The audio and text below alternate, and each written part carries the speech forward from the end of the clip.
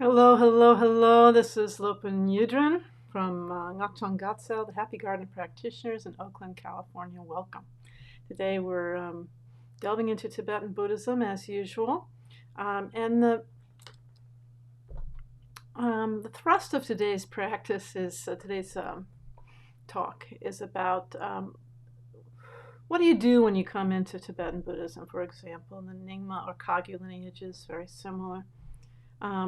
If you're practice oriented, if you really decide, I want to make a commitment and I want to do what everybody did traditionally, who were serious about their practice, and so what's going to happen then? So I thought it might be valuable, even though we don't really go into depth about these things in public on YouTube, just to, not that there's anything wrong with them, but they're just a little bit more weighty than it can be covered in this kind of venue. So I thought I'd give you a kind of idea. You decided, you've gone to a traditional, say, Nyingma or Kagyu, those are two of the four main schools of Tibetan Buddhism centers, and you've decided you've gone to the head teacher called a Lama or a Lopen, and you said, I really want to practice seriously. And probably depends on this. They're going to ask you to do some training in Mahayana Buddhism. Probably they can either do that outside of the standard foundational practices, have you start before with some sutra studies, meaning basic Buddhism studies and cultivating good heart and on understanding emptiness.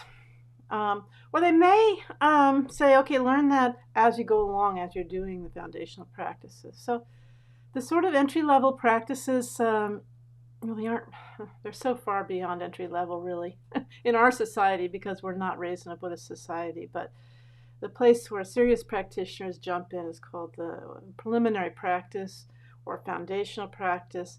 And the Ngun in Tibetan means before, and Dro means go, so it goes before means like preliminary. So actually every practice has like a preliminary practice, a main practice, and a conclusion.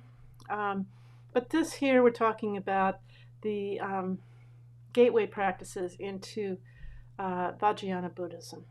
And they take you all the way from common features of all Buddhism all the way up to the coming to the door and going through into a Vajrayana.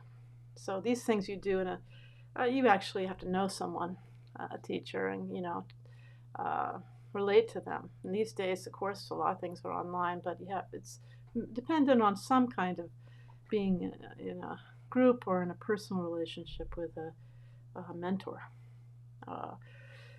Doesn't have to be your all-time, your very image of enlightenment. To get started, you can start with other teachers at the center, such as there might be monks or nuns living at a center, or there might be yogis living at or around the center who've completed all these practices and been designated to help people with this. So, and it actually requires a formal transmission. But anyway, I want you to know what you might be getting into. So far, someone said hello, Tenzin Punsuk from Australia. Thank you for coming back yet again. So nice to see you. Have any of you guys who are watching today, if you practice the Ngondro or the foundational practices in your tradition? I'd love to know. You can throw it in the chat box if you feel comfortable. So it used to be that, the training path was individualized. So you would, there were different practices that were all kind of separate from each other, as I understand it. And they got unified in the 18th and 19th century into a standard grouping of five main practices. Actually, you could number them like 9 main practices, and we'll see why. Into one kind of framework, which they write as like a genre of practice literature, like a style of practice that is these Ngondro texts, these foundational practices texts. And while they're slightly different from each other, they all mean the same thing. So what am I talking about here? Well, first of all, every Ngondro practice starts with developing what's translated as renunciation. I think, I kind of come to the opinion that really it's about developing a big picture, really having an idea of what you're doing in this life and why. And by doing that, you kind of back out of your personal storyline, your personal, the plot in your personal movie, and you step back a few steps and you look at the big picture. And the big picture involves first recognizing that you are very, very lucky to be born as a human. And secondly, to have contact or an interest in the Dharma is amazing. And so this is what is called, and if you have actual contact, now so many people do on the internet with teachers, then that's unbelievable. So they call that a precious human birth. There's so many obstacles, even within a human birth, which is so rare if you compare it to the numberless living beings on our planet and perhaps in the universe. This is really rare. It's a rare opportunity. So appreciation of this window that you have, which is the second thought is like contemplation is it's short. That you think you're going to live forever when you're young, but you're not going to. You never know. You might die young. I hope that doesn't happen to you, but it does happen, as we all know. And so really thinking, wow, not only do I have this rare opportunity to practice Dharma with this but this opportunity is really rare, but it's going to be short. It's a short window, and I may not have this opportunity again in another life. Then you think about suffering. This is something I think a lot of Western practitioners maybe don't really want to contemplate very much. But like every kind of birth in what's called samsara, the wheel of life, the wheel of suffering, it has a lot of pain. And the pain comes from, going back again, changeableness or impermanence. So as soon as you want something good, you want to create good circumstances in your life, whatever action you take, be it wise or foolish, maybe you get what you want, and then it's over. Either your interest is no longer changes, right? Or your, beloved leaves you, someone dies, a building falls down. It's just never lasting. Nothing lasts. So there's this built-in flaw. Or maybe it's a strength if you look at it another way, but there's a built-in level of discomfort in all forms of life. And so we contemplate that. And then the fourth contemplation is about then making an effort to create a positive trajectory spiritually. So, we hear about karma, and karma is created by our actions. And in our tradition, we think also thoughts, but thoughts lead to actions inevitably. So you have to have a really positive, build a really positive trajectory full of good deeds, and avoid all the, every religion in the world has a list of bad things you should not do. Avoid doing those things, right? So with the Ngondro, you think, okay, I had this precious birth, I have this, it's going to have an end to it. Thirdly, it really, even though if I have temporary happiness, the whole thing is wrapped up in suffering, and feeling compassion also for everybody else who's inevitably feeling suffering. And then, so I need to create a positive trajectory. So not only in this life, but in future lives, I can have the conditions to practice and leave samsara. And in our Bodhisattva tradition, which we'll address later on, there's also the feeling of wanting to help all sentient beings also leave this cycle of suffering and discover what is unchanging, a wisdom, an enlightenment that is unchanging. In this very life, if not that, then let's create positive circumstances for future lives. Okay, so that's Buddhism. If you look at the internet forums, you wouldn't know that's Buddhism because there's no belief in karma, cause and effect. There's no real deep recognition of impermanence. Rebirth itself is not believed in. But you can imagine this, even if you're agnostic about the question of rebirth, you can see about how this whole power pack of contemplations, which is called the outer Ngondro or the common Ngondro, to embrace that view, stepping back and looking at the vastness of past, present, and future lifetimes, and look honestly at what's going on with life in this world, you may want to decide to proceed as if rebirth and karma exist, because it has such a positive effect to believe in these things. And why do we believe in them as Buddhists? Because the Buddha could see his past lives. He could see the karma that was, he could remember his own past lives. He could see the past lives of other sentient beings and so forth. That's for those of us who really have faith in Shakyamuni Buddha.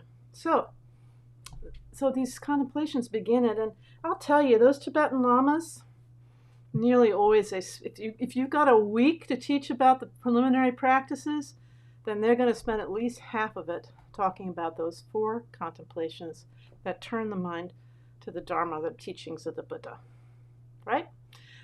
And if you've been to one, you'd know.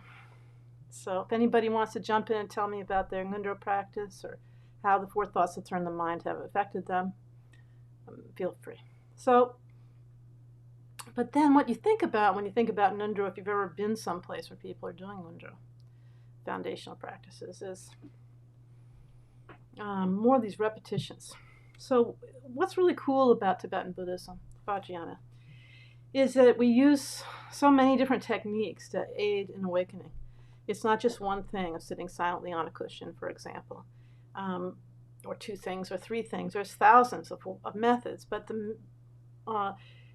quite often they'll involve saying things out loud repetitively. And I think maybe I was trying to think today about who in our society says,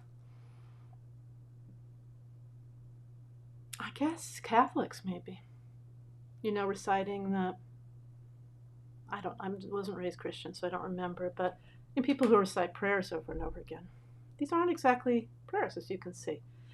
But so there's a lot of verbal repetition that penetrates your brain and nervous system, and things become part of you because of this repetition, including mantras and passages, and then of text. And then there's movements of the body. There's deep bowing, which we'll talk about later. There are mudras such as this. This is the Anjali or Taljor in Tibetan. As you can imagine, a prayer or a mudra in Tibet, as well as in our tradition. And then there's also faith and devotion, using those to bring us along the path and really keep open up our heart and make us receptive. Uh-oh, my cell phone's going off. How am I going to get this off if there's no off sign on it? Okay, got it. Now, then we get to the inner Ngondro. To become a Buddhist, you have to take refuge, right? And we have other videos about that here on this channel. Look, maybe I'll put a link up at the end. And so that's a ceremony in which you decide that Buddha, Dharma, and Sangha are your main refuge in this life. And in Tantric Buddhism, there may be other representations of awakening, such as you might be taking the symbol of all the Buddhas and Bodhisattvas may be wrapped up in Vajradhara, Sambhogakaya, male Buddha, or Vajradhara and consort, or Guru Rinpoche, Padmasambhava with consort, and so forth. So the masculine and feminine principles are both involved. Or sometimes there's totally female representations of enlightenment, such as the Trikaya Dakinis. So symbolically, they're very, very rich, and the art, as you've probably seen in the Tibetan world, is amazing and evocative, and the colors all mean something, the shapes all mean something, and you do visualization with this. So you're visualizing all the Buddhas and Bodhisattvas called your field of refuge, what you're taking refuge in. Buddha, Dharma, Sangha, Guru Rinpoche, all the wisdom deities, all the Dharma texts are up there, the monks and nuns, the tantric deities, or they're all subsumed into one or two figures. And so you take refuge, reciting a verse again and again. And then the next section is bodhicitta, cultivating awakened mind, the mind of awakening, and compassion, the knowledge of emptiness, love, rejoicing in the welfare of others, all these qualities. So in that section you're reciting a verse, and you may at the same time be practicing, for example, Tonglen, sending and taking practices, or contemplation of the four immeasurables, love, joy, compassion, and equanimity, while you're reciting the bodhicitta verse. And then, so they're called 5 accumulations in Ngondro, and they're counted differently in different traditions, but in our little Dijum tradition, it's this is one of the 5 accumulations, the refuge, and then the bodhicitta is the second, and then the third could be, they're sometimes reversed, the third could be a purification practice, purifying negative karma, a long mantra from white Vajrasattva represents complete purity, and pacifying complete purity, washing it away, and reciting a mantra a number of times. Then that's the third accumulation. The fourth accumulation, for example, might be mandala offerings, which is using your body, your hands and objects to accumulate really vast merit, or punya in Sanskrit. So through while you're thinking and visualizing, offering everything you love, and whole universes and solar systems to the field of refuge, your visualization, initial visualization, same, all those Buddhas and Bodhisattvas, you are giving with a hand, you're putting piles of offerings onto a surface. And so this is developing a generosity, and this is creates a beneficial trajectory and protective. It creates a positive trajectory in your life, and that has a protective, and you get benefits from this in the future by giving everything away mentally. You are more likely to receive in the future because you have positive karma and lots of merit. So there's a wonderful, so we won't go into the details of that, but there's a beautiful, it's fairly elaborate way of doing that, and that involves a great deal of symbolism, color, texture, your body, your speech, and your mind all together doing this activity of mandala offering. Mandala means like sacred circle, or sometimes just center and periphery. So like the solar system could be a mandala. Then that's the fourth accumulation. Then finally you visualize your own teacher, ultimate, your most important teacher as a wisdom deity such as Vajradhara or Guru Rinpoche or Troma. And you mentally merge your mind with their mind, with the symbolic transmission of lights, and you join with them. they melt into you ultimately. But while you're visualizing being blessed by incredible lights, purifying defilements, and freeing up beautiful qualities that are hidden within you, you're reciting a mantra. And you do many, many of those. Many, many. And so those are the 5 accumulations. Sometimes added in is a little bit of chit, or offering the body as an offering. I'm doing this as a drum in my hand, but you don't always have a drum in your hand in Ngondro. Or there might be a poa practice, transferring to the Pure Land at the moment of death. So it's mainly sort of becoming acquainted with that practice, just like an aspiration at this point in the foundational practices. Now, when people think of Ngondro, they think of, if you've ever seen it done, what do you think of, right? Prostrations. And prostrations, actually, some variety is pretty common in Buddhism. The Tibetan way is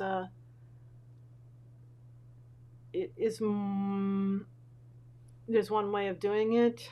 You're touching your hand to your body, speech. Buddha, body, speech, and mind. Buddha, body abides here. Buddha, speech here. Buddha, mind or heart abides here. And then you go all the way down to the ground. And you stretch out and you bring your hands up over your head or to your forehead. And then zoom back up to standing. And you do that many, many times. And this is, of course, good exercise. Really good exercise. But also by inhabiting your body while you're doing a practice, it really brings a lot of power to it. So this cultivates humility and many other wonderful qualities. And so people often will do it, and sometimes they'll do it in the part of joining their mind with the, unifying their mind with their guide section, the last of the 5 accumulations. And sometimes they'll do it during the refuge or the refuge and bodhicitta section. And so the many, many numbers. So in the classical sense, they do like 110,000 of each accumulation, and then 10 times that for the joining your mind with the mind of the spiritual mentor. And in Tibet, where these were monks and nuns or yogis in training, full-time training, or in retreat, this would take maybe 6 months to do. So it was a big deal, but not that big a deal. It's just like you do 4 sessions a day, and count up to these tremendous numbers of repetitions of refuge, bodhicitta, mandala offerings, the purification practice called Vajrasattva, and then the long the mantra of the guru or spiritual mentor. Okay, do you have any questions? And so sometimes it's there, and sometimes it's in the prostrations are in the union with the spiritual guides section. Depends on your personal instructions from your personal teacher. So that's what I'm kind of teaching right now. Doesn't sound like it because I'm not very articulate, but I have a little group going, doing these practices in my own organization, myomountain.net. But every Tibetan Buddhist center has some equivalent. Then there's 4 main schools of Tibetan Buddhism: Gelug, Sakya, Nyingma, Kagyu. And then there's, of course, the Bun, which is a slightly different system. And Jonang is these are smaller. And I've noticed that the Gelugpas have their own system. It has kind of different elements in it. And the Sakyas didn't, I don't think traditionally, they think they did their accumulations within their deity practices. They didn't, but nowadays maybe they do. So it kind of became standardized in the 19th century. And so all of our lamas have us do them. And what can I say? When I look around a shrine room after the year, so for Westerners working, for Easterners working, for working people with families and so forth, it could take 3 to 4 years doing say an hour a day, hour and a quarter, depending on the length of your text. And it's like a commitment people make to themselves, really, because it's okay to be a practitioner and not do this. It's just like what was done to really purify, uplift, and generate positive circumstances, clear away obstacles. All of this was done at the beginning, like teenagers oftentimes traditionally doing these. And now we're doing them in our older bodies. So if you can't do the physical acts, each lama will have their own way of having you do these accumulations to the best of your ability. It's no big deal, as far as I'm concerned. In the Chan tradition, they have bowing, they go down. It's just there's a little, it's not quite exactly the same. They don't go all the way down flat, as I recall. So that's kind of an overview of the foundational practices of Tibetan Buddhism. They're really, really important. And I was going to say, when you look around a room full of practitioners, once you've done the foundational practices once, twice, 3 times, you can tell who's done their foundational practices and who haven't. Maybe I shouldn't say that. I don't want to make you feel bad. But, the way people walk, the way they carry themselves, how respectful and kind they are. Everything is different about a person once they've properly done a Ngondro or foundational practices set of these 500,000 accumulations. It's like night and day. So you'll see, as a sangha is starting up, like a lama starts teaching, and then all sorts of people come on board, and then they're like wild animals at the beginning, really completely looking all over the shrine room for who they want to have sex with, getting, blowing up over little things, wanting to be important, showing off, or wanting to be in the front row. This is the way we are when we're like completely untrained. The 5 afflictive emotions are running rampant in us.